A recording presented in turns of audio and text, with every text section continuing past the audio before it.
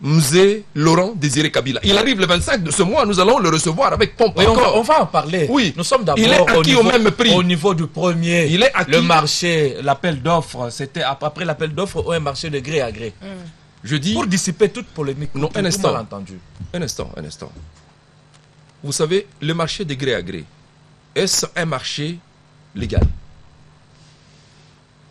Vous êtes un économiste de formation. Dites-le-moi. Il y a des marchés qui peuvent être conclus de gré à gré.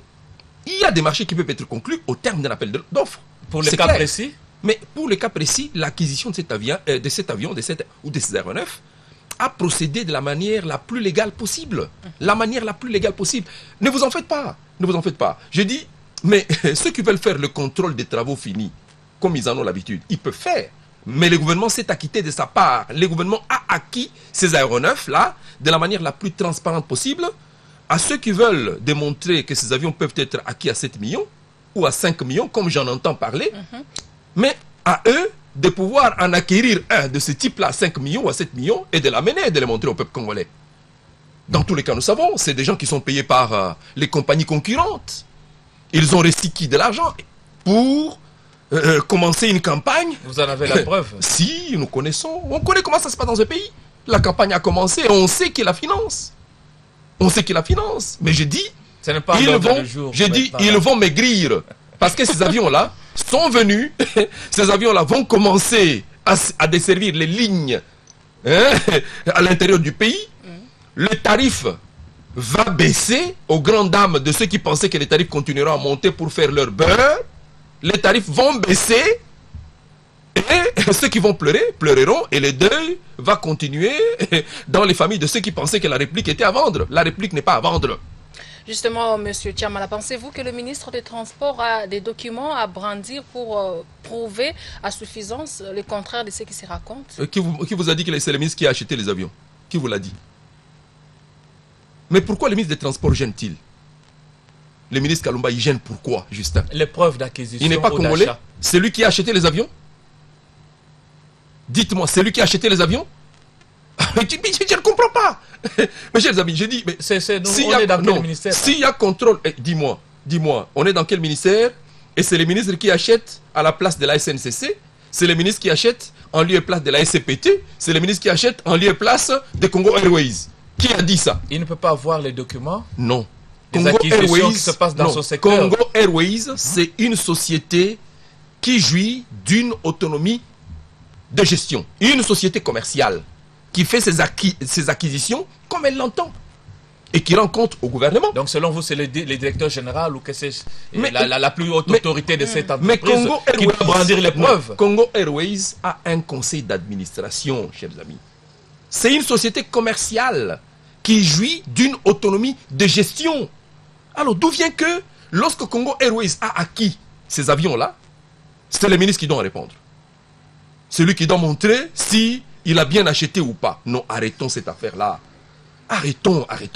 Je sais que cet homme gêne parce que il a comptabilisé sous l'autorité du Premier ministre et sous les leaderships du chef de l'État beaucoup de réalisations. Il gêne, mais, chers amis, n'en faisons pas trop.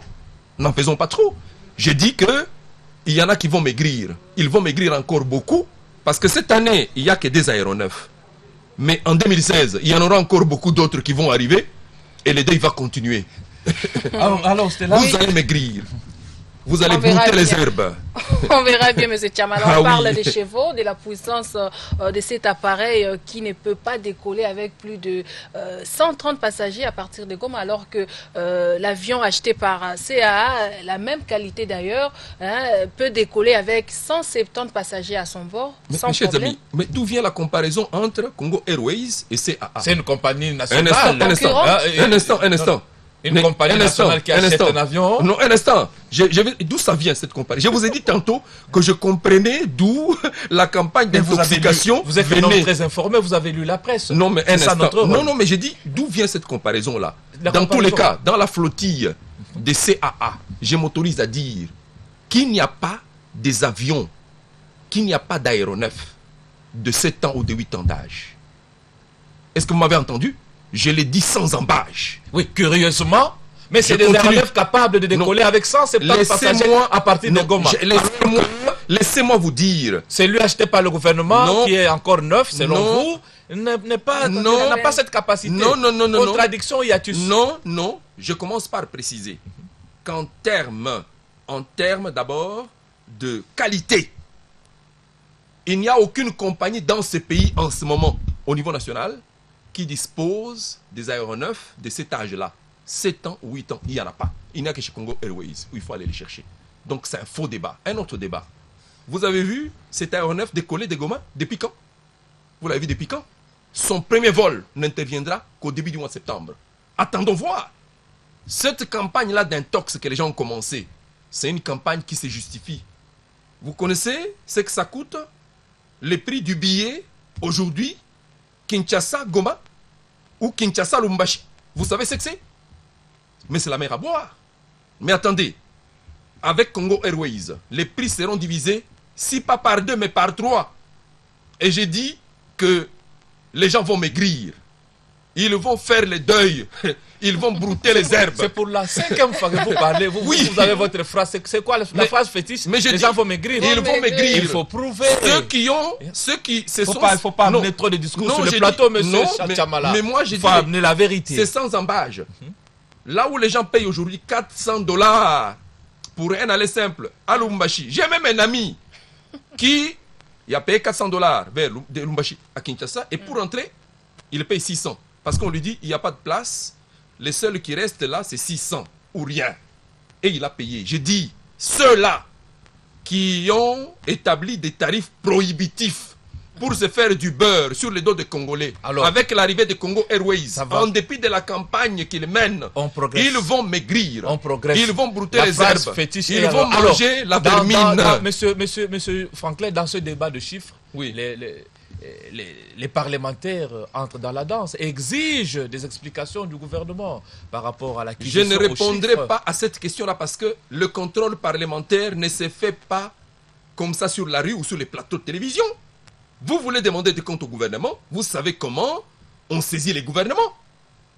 Sinon, nous sommes en droit de penser que, encore une fois, après avoir tué Lumumba, on veut aussi tuer Matata. C'est ça, le combat. Les gens auraient bien voulu que ces pays demeurent, vous savez, sans une compagnie d'aviation. C'est ici, ces pays, où il y avait Air Zaïre. Une compagnie qui faisait notre fierté. Une compagnie qui nous valait le respect. Tu peux encore la faire jusqu'aujourd'hui. Non. Mais tu non. Vous savez très bien que un instant. Je referme la parenthèse. Ceux qui ont tué Air Zaïre, référez-vous à la CNS. À la CNS, les débats étaient publics. Monseigneur, c'est lui qui présidait. On a vu Bemba le père, Jeannot, monter sur la tribune et dire Monsieur Kengwa Dondo, c'est ta rigueur qui a tué les sociétés d'État. C'était public. SNCC, vous avez vendu. Mais là, vous avez remonté à beaucoup de décennies. Pourquoi vous ne parlez pas du dernier rapport du Sénat par rapport à cette entreprise? Mon frère, je suis là. Je pense que c'est un rapport récent. Mais je suis là. C'est vous qui avez tué. Et aussitôt après, la parole est donnée à Kengo monte. Il dit, mais de quoi parlez-vous ici? Vous, Bemba, paix votre âme. C'est moi qui dis. C'est vous qui avez tué Erzaïe. Vous avez pris tous les erreurs. Vous avez pris. C'était le public. C'était public. Les avions Air Zaïre ont été mangés ici par des gens qui sont devenus aujourd'hui des héros. Est-ce qu'on peut revenir à Congo Airways? Maintenant, quand vous dites, non, le Sénat a dit que Air Zaïre était encore viable, je ne sais pas de quoi vous parlez. C'était 300 mois d'arriérés de salaire pour les agents, sans aéronef. Vous parlez à un gestionnaire, vous me dites, moi, avec un plan de sauvetage qui avait déjà commencé à payer. Non, vous dites à un gestionnaire qu'une entreprise vous n'êtes pas le seul, M. Chamala. Non, nous suivons tous les questions d'actualité. Mais j'ai dit avec un plan de sauvetage de l'entreprise qui marchait déjà, mais on a coupé l'herbe au pied. Non, j'ai dit, je n'entre pas dans ces débats, mais je vous dis. Nous refermons la parenthèse. Zaïre était déjà mort. Nous étions à LAC, une entreprise en grande difficulté. Oui, revenons à Congo. Qui peinait à sortir. Oui, revenons à Congo Airways. Congo Airways est là. Mais Congo Airways fait déjà des jaloux. Avant qu'il n'ait commencé. Une enquête parlementaire, selon vous, arrangerait les choses pour vérifier de la véracité. Vous m'avez demandé de venir pour clarifier, pour donner à l'opinion l'information. Oui. Laissez-moi la donner. Donnez votre information. Je dis, le chef de l'État a-t-il mal fait de créer cette société contre laquelle on commence à tirer déjà avant qu'elle n'ait qui a organisé le dit premier ça? vol? Qui a dit ça? Mais les tirs sont là déjà. Les ennemis de la République vous disent non, il n'aurait pas fallu qu'il achète, il fallait qu'il laisse les privés continuer, les privés qui nous donnent l'argent en sous-main. Non, chers amis, la République a droit d'exister. Personne n'a droit de subjuguer la République pour ses intérêts personnels. Vous avez eu $1000, 500 pour commencer la mauvaise campagne. Vous allez maigrir. Vous allez encore maigrir beaucoup plus. Congo Airways commence le vol au mois prochain. Et vous verrez bien que les tarifs vont baisser et seront divisés par 2. Vous n'aurez plus le beurre et l'argent du beurre comme vous en avez l'habitude. Alors, la commission d'enquête parlementaire, selon vous? Je dis que les enquêtes parlementaires sont organisées conformément au règlement intérieur des 2 chambres. Et je ne pense pas que ce règlement autorise que le gouvernement soit saisi par les médias interposés. Nous sommes dans quel pays où on commence par jeter les discrédits sur des gens sérieux, les membres du gouvernement, et puis on leur demande des comptes après. Et on répare comment après? Le gouvernement a-t-il tort simplement de donner au pays un outil important comme Congo Airways? C'est ça les torts du chef de l'État? C'est ça les torts de Matata? On veut tuer Matata comme on a tué Lumumba? C'est ça? Je dis non.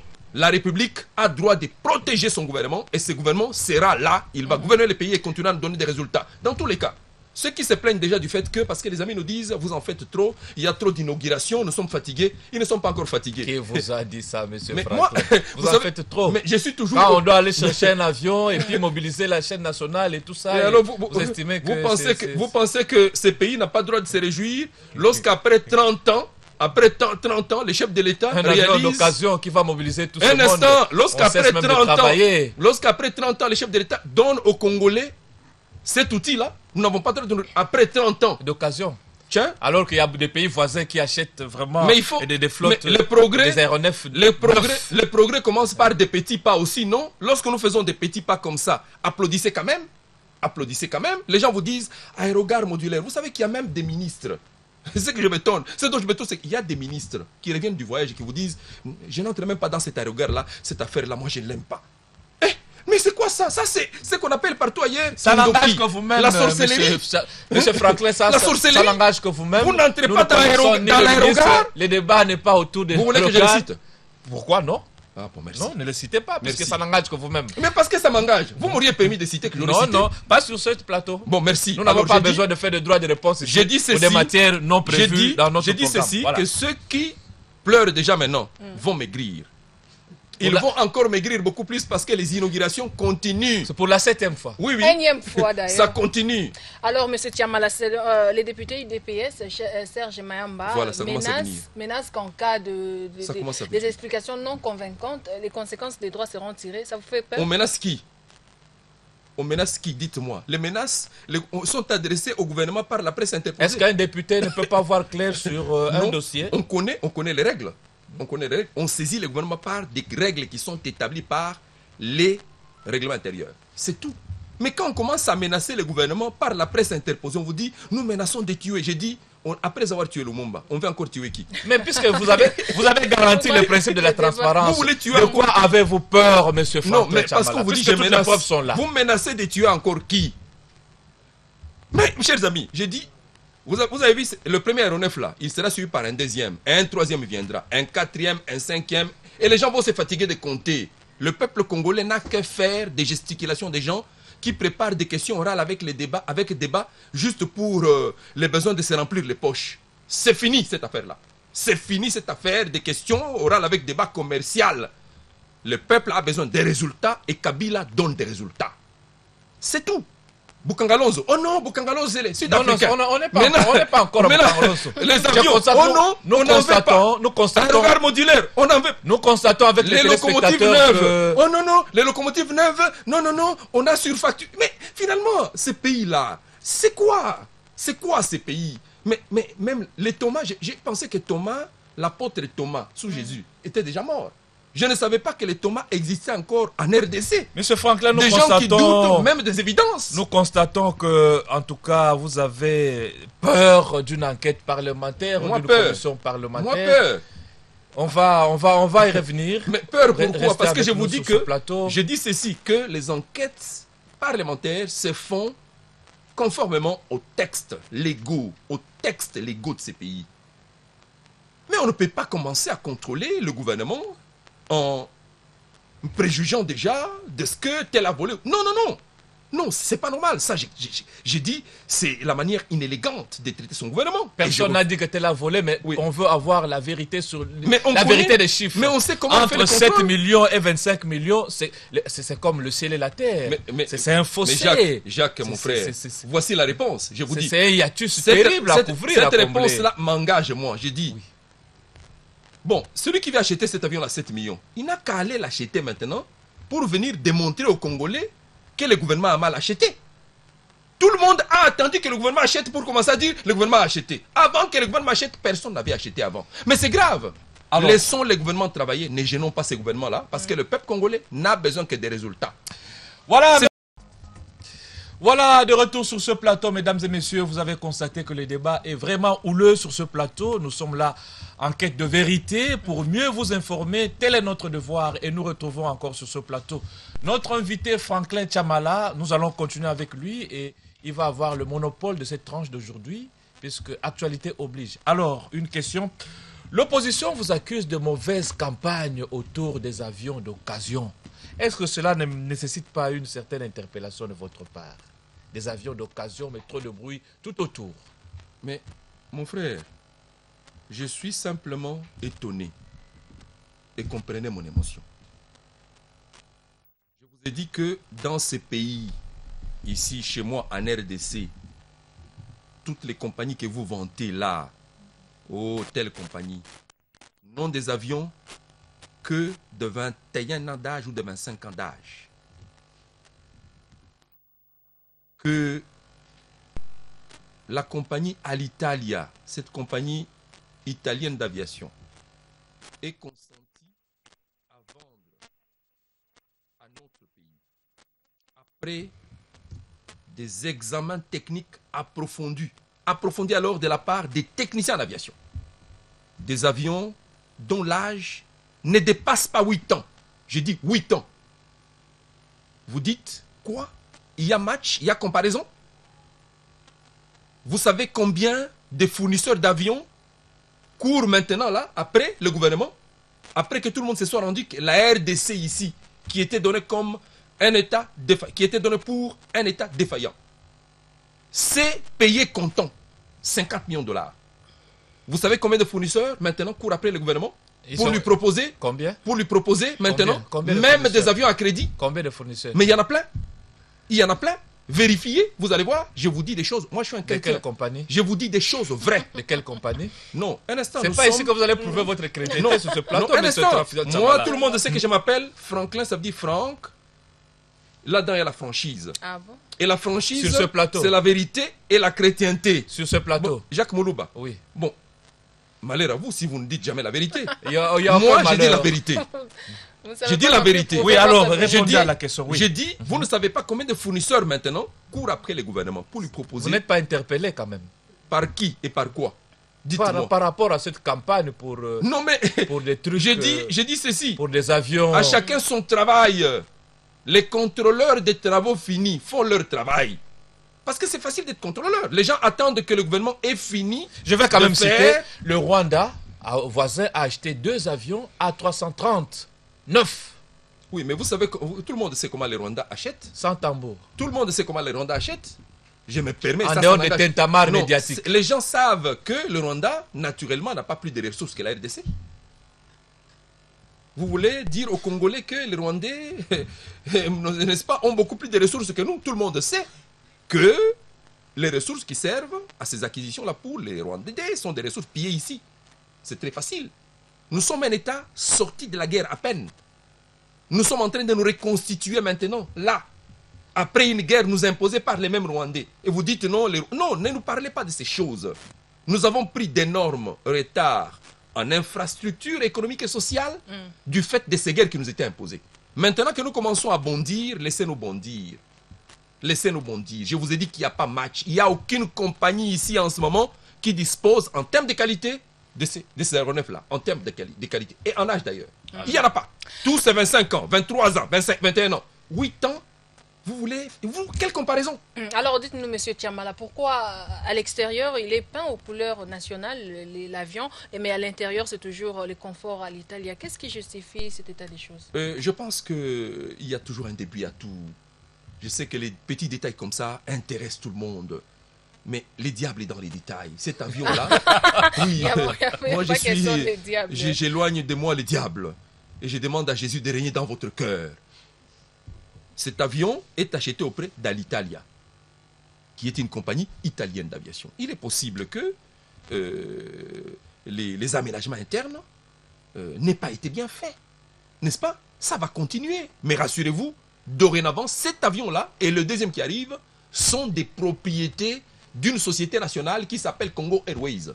Et c'est acquis comptant comme ça. Tchac, tchac, tchac. Comptant. Nous avons maintenant pris la décision d'acheter comptant. La RDC n'était plus crédible, maintenant elle paye comptant. Ça ne fait pas la joie de tous les courtiers qui couraient à gauche à droite pour vendre du vent à la RDC. Non, ça ne fait pas. Ils vont maigrir.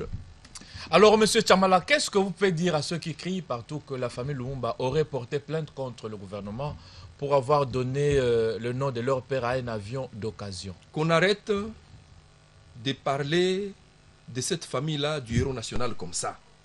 Arrêtons comme ça de parler de la famille du héros national. Hein? Le héros national Lumumba a cessé d'appartenir à sa famille. C'est un héros national.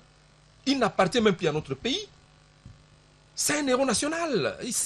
Vous allez à Moscou, il y a comme ça des lieux qui sont baptisés au nom de Lumumba. À Brazzaville en face et dans beaucoup de pays du monde. Dites-moi à qui appartient Lumumba? Son prestige, il appartient à qui? Non, arrêtez de parler comme ça des grandes familles, des familles sacrées, des familles consacrées. Laissez-les de côté. Mais ce pays, il est comment? Hein? Il y a des Congolais qui manquent à faire. Vous manquez du travail au lieu d'aller travailler à Bukangalonzo ou d'aller faire les champs ici dans les plateaux de Bateke. Oh non, la famille Lumumba a dit. Mais qui a reçu mandat de parler au nom de la famille Lumumba?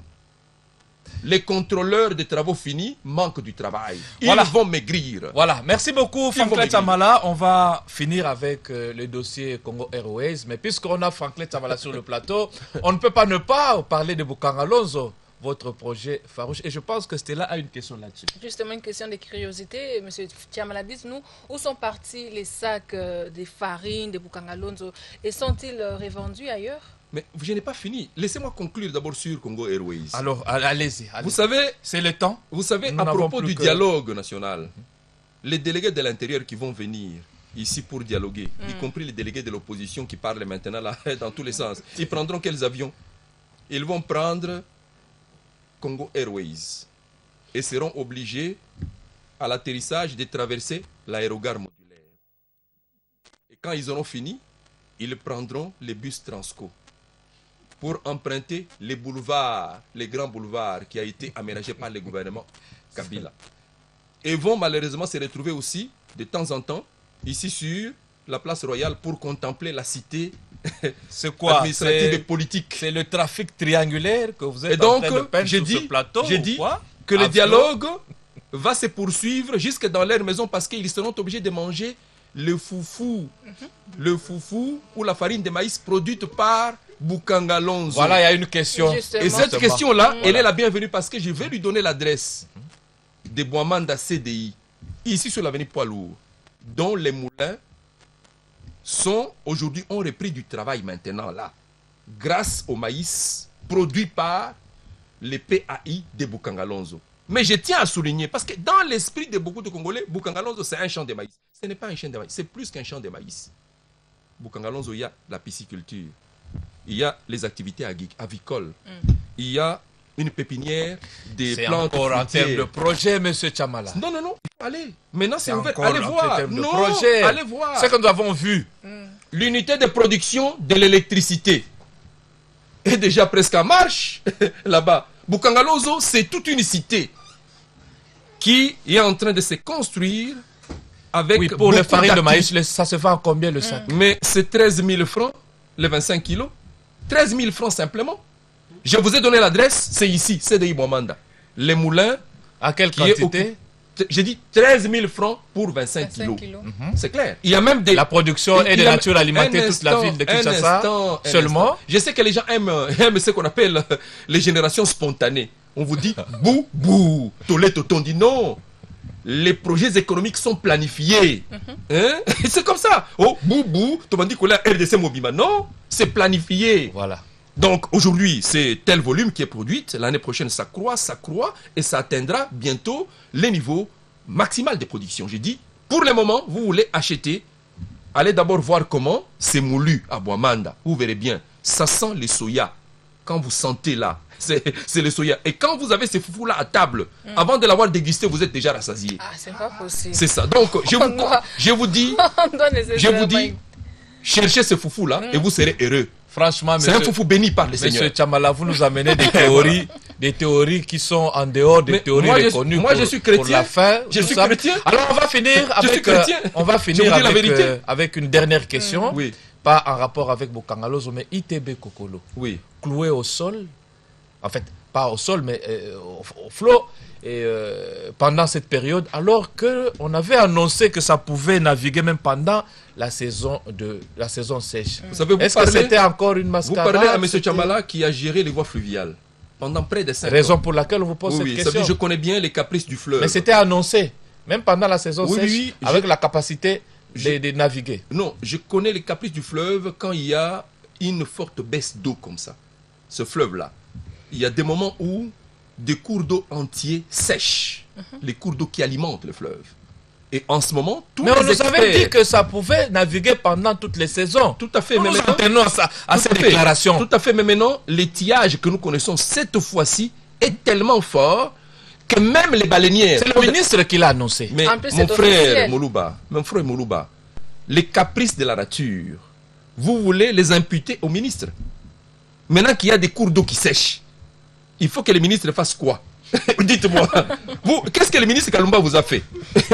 Mais Justin Kalumba, Justin, ça veut dire juste. Il a fait quoi? Je sais que le monde, il est plein des injustes. Mais lui, il est Justin Kalumba. Et malheureusement, pour beaucoup, il est au gouvernement et beaucoup auraient bien voulu être à sa place au gouvernement. Beaucoup sont allés voir les féticheurs pour entrer au transport. Mais répondez à la question et on va conclure, monsieur Franklin, nous sommes arrivés à la malheureusement, il y a cet étiage-là qui est fort. Même les baleinières ne naviguent pas aisément sur le fleuve. Et il y a plus forte raison, un grand bâtiment comme ITB Kokolo. Mais rassurez-vous, bientôt les pluies reprennent et vous verrez de nouveau ITB Kokolo naviguer jusqu'à Kisangani.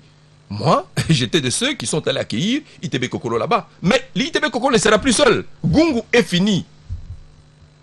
Le MB Gungu est fini. Donc, je dis que ceux qui attendent que la série d'inauguration s'arrête vont maigrir. Ils vont brouter les herbes. Voilà. Ils vont brouter les herbes. Parce que la série continue. Et le président de la République a donné l'instruction au gouvernement Matata. Il dit Matata avant. Toujours avant. Et on continue.